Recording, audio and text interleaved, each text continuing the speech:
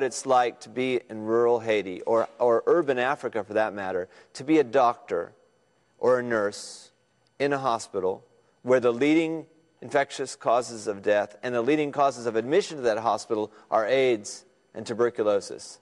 And you're admitting these patients in the hospital, but you don't have the tools.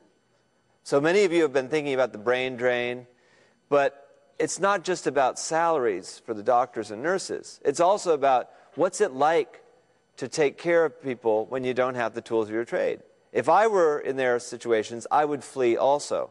And to quote one young Kenyan doctor, I did not go to medical school to become a mortuary attendant.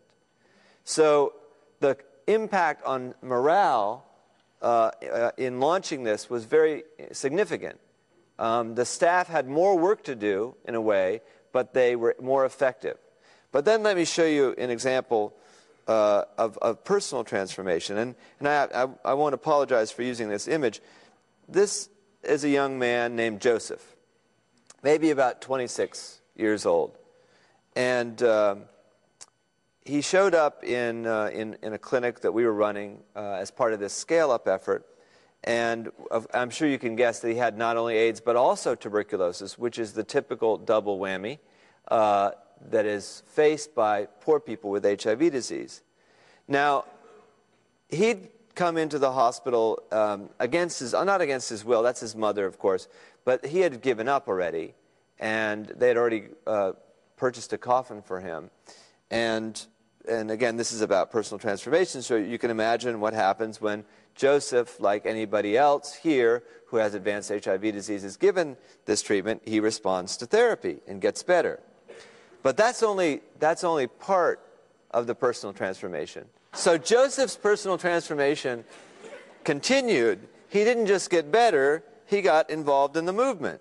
So here you see Joseph, seeing his community health work. I'm not going to talk about that too much today because I want to have time.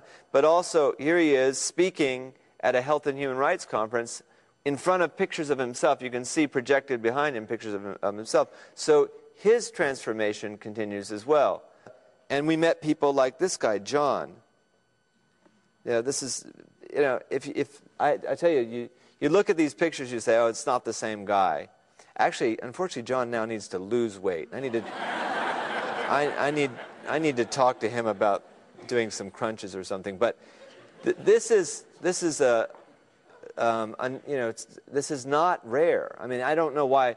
I've told people who ask for these photos, sure, you can have them because John wants them circulated, but why don't you do your own before and after project? Why don't? Because a lot of money is going into these projects in Africa, but it gets stalled somewhere, stuck somewhere. It's not going out to the rural areas.